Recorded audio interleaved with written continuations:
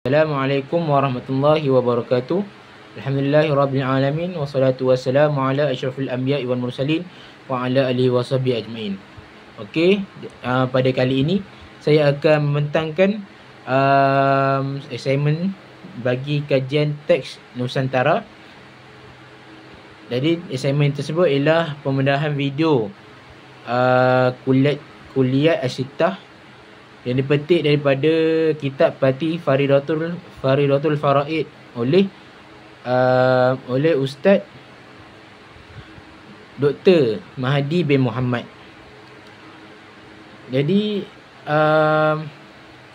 ilmu mantik ataupun logik ini adalah satu ilmu yang memainkan satu peranan yang sangat penting dalam menyusun cara kita berfikir agar kita ini tidak tersasar daripada sebarang kebenaran. Jadi ilmu mantik ini adalah alat untuk memastikan kita tepat dalam hujah kita ataupun keputusan kita, khususnya dalam ilmu-ilmu Islam ini. Contohnya macam ilmu usul fiqh, ilmu akidah dan ilmu lain-lain. Jadi salah satu aspek yang utama dalam ilmu mantik ini ialah al-kuliah As-Sittah, iaitu kuliah yang 6 ini, yang mana konsep ini memberikan satu kerangka kepada sistem pemikiran kita. Jadi Allah SWT telah berfirman dalam surah Ali Imran ayat ke-190, A'udzubillahi minasyaitonirrajim, Inna fi khalqis samawati wal ardi wa ikhtilafil laili wan nahari laayatin liulil albab. Jadi maksudnya Allah berfirman, sesungguhnya pada kejadian langit dan bumi dan pada pertukaran malam dan siang ada tanda-tanda kekuasaan, kebijaksanaan dan keluasan rahmat Allah SWT bagi orang-orang yang berakal. Jadi ayat ini menyentuh betapa pentingnya untuk seorang itu ada akal lah, kepentingan berakal, pentingnya akal. Jadi kitab Faridatul Faraid ini adalah syarah kepada kitab Faridatul Faraid yang dikarang oleh Syekh Ahmad bin Muhammad Zain Al-Fatani. Jadi Syekh Ahmad bin Muhammad Zain Al-Fatani ini adalah seorang tokoh besar daripada Patani, dan kitab ini ditulis dalam bahasa Melayu Jawi klasik dan telah menjadi rujukan utama dalam sistem pengajian pondok dan madrasah di alam Melayu. Jadi apa yang istimewanya pasal karya kitab ini? Istimewanya ialah kitab ini dia menjelaskan konsep-konsep yang logik serta kontekstual dan mudah difahami oleh masyarakat. Jadi keenam kuliah yang ini menjadi asas kepada hujah-hujah dalam ilmu kalam, falsafah dan fiqh, serta memperlihatkan kebijaksanaan ulama Melayu dalam mentransformasikan ilmu asing ke dalam acuan Nusantara. Jadi kita fokus dahulu pada latar belakang video dan penceramah yang kami petikkan tadi, iaitu video yang menjadi fokus kajian utama ini ialah, nama tajuk video itu ialah siri 58 Pati Faridatul Faraid, peliharakan kuliah yang 6. Jadi kuliah video ini disampaikan oleh Ustaz Dr. Mahdi bin Muhammad, iaitu beliau merupakan pensyarah kanan di Fakulti Pengajian Kontemporari Islam UNIZA. Jadi beliau mempunyai latar belakang pendidikan dalam bidang syariah dan usul fiqh dari Universiti Jordan, dan kini dikenali sebagai tokoh ilmuwan kontemporari yang aktif dalam pengajian kitab, turat, penyelidikan serta penulisan akademik. Jadi apa yang menarik pasal beliau ni?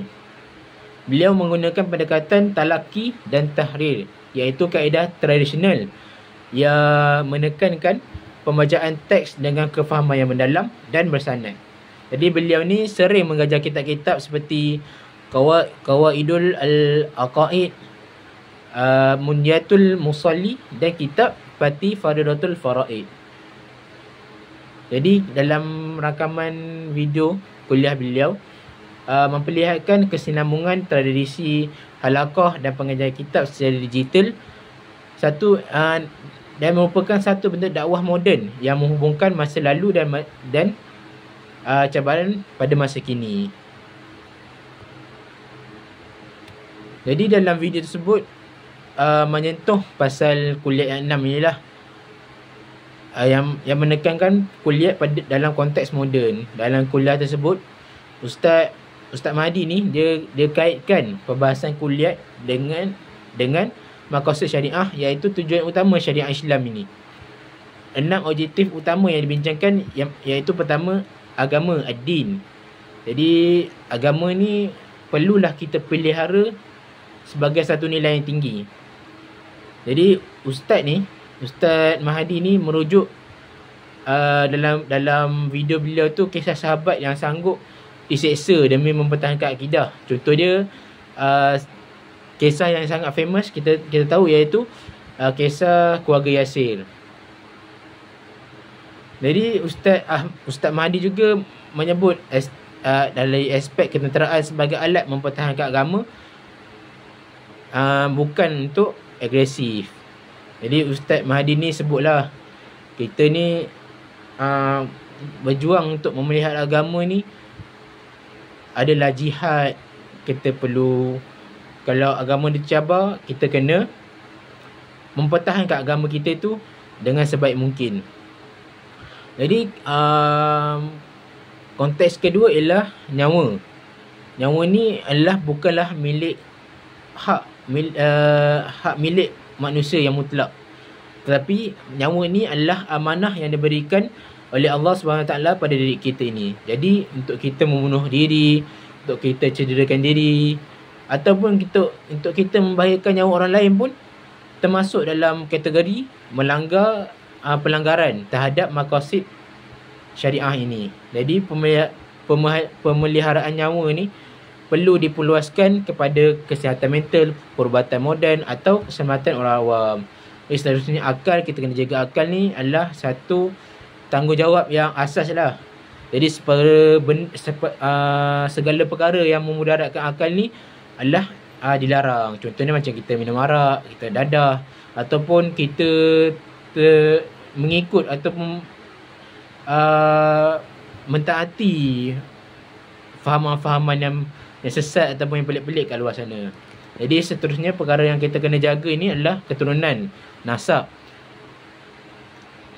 Jadi apa yang kita kena jaga ni adalah segi perkahwinan kita, kenalah perkahwinan yang sah, elakkan semua mahram, dan dari segi itulah, jaga perkahwinan supaya bila kita jaga perkahwinan ni, nasab-nasab kita ni insya-Allah terjamin. Dan seterusnya yang kelima adalah kita kena jaga adalah maruah dan kesucian diri. Jadi apa yang kena jaga ni, aib, elakkan daripada gangguan seksual, dan elakkan diri kita pada anasir-anasir yang tidak elok, serta dan elakkan diri kita daripada pencemaran moral. Dan akhir sekali, perkara yang kita perlu jaga ini adalah harta, al-mal. Jadi dalam harta ni kita kena jaga, elakkanlah diri kita daripada sebarang penipuan, elakkan riba. Dan kalau boleh, pastikan kita ini barang kita ni kita jaga, kita letak dia supaya tidak mudah dirompak lah. Dan elakkan diri kita dari pembaziran. Kita gunakan duit kita itu untuk membeli perkara-perkara yang tidak berfaedah. Jadi dalam Islam sendiri pun menekankan keadilan ekonomi dan untuk pemilikan yang sah. Jadi dari segi Islam pun kita ada, dalam syariah pun kita ada hukum dalam untuk kita gunakan harta kita dalam jual beli. Jadi penceramah dalam video ini, iaitu Ustaz Mahdi ni, dia menekankan bahawa maqasid syariah ini perlu ditangani secara aktif dan prevensi, bukan saja melarang, tapi juga kita menyediakan satu alternatif dan menyokong nilai-nilai yang dilindungi. Ini menjadikan maqasid bukan sekadar satu kerangka hukum, tetapi menjadikan dia satu panduan moral dan sosial secara menyeluruh bagi semua umat Islam serta orang-orang awam. Jadi ulasan ulasan sebagai seorang pelajar terhadap video ini adalah sebagai pelajar Usuluddin, saya ataupun kumpulan kami melihat bahawa pendekatan yang digunakan oleh Ustaz Mahdi ini berjaya menghubungkan prinsip klasik dan cabaran kontemporari ataupun cabaran pada masa kini. Pembincangan tentang akal nyawa sangat signifikan dalam menangani penyalahgunaan bahan ataupun mengenai kesihatan mental. Penekanan terhadap kesiapsiagaan ketenteraan dan kebijaksanaan politik membuka dimensi baru maqasid dalam pentadbiran negara Islam. Walau bagaimanapun, perbahasan tentang nasab dan maruah masih boleh diperoleh agar maqasid ini dapat difahami secara lebih holistik dan menyeluruh. Jadi itulah pandangan tentang video ini. Pertama, Ustaz ni banyak sebut pasal kesihatan mental, banyak sebut pasal tentera. Untuk kita ni, dengan siapsiagaan tentera ni, dapatlah kita lebihlah kita ada apa ni orang kata, ready untuk bersedia untuk mempertahankan agama dan juga negara kita ni. Jadi akhir sekali, kesimpulannya, kuliah yang 6 ini bukan hanya teori mantik semata-mata, tetapi kuliah As-Sittah ini adalah asas yang penting dalam memahami dan membina pemikiran Islam yang sistematik, rasional dan kritikal. Jadi kitab Fatih Faridatul Farah ini membuktikan keupayaan ulama Islam dalam mentransformasikan ilmu logik ke dalam bentuk yang praktikal dan sesuai dengan konteks masyarakat dalam era moden ini. Penguasaan terhadap kuliah yang 6 ini perlu dihidupkan semula untuk menyaring kekeliruan, menilai hujah-hujah secara objektif serta membina pemikiran yang berteraskan kebenaran. Ia juga merupakan satu amanah ilmiah yang perlu diteruskan demi kelangsungan tradisi ilmu Islam yang benar, mendalam dan menyeluruh. Sekian, itu daripada saya. Yang baik itu daripada Allah dan yang buruk itu daripada kekurangan pada diri saya sendiri. Sekian, wabillahi taufiq wa hidayah. Wassalamualaikum warahmatullahi wabarakatuh.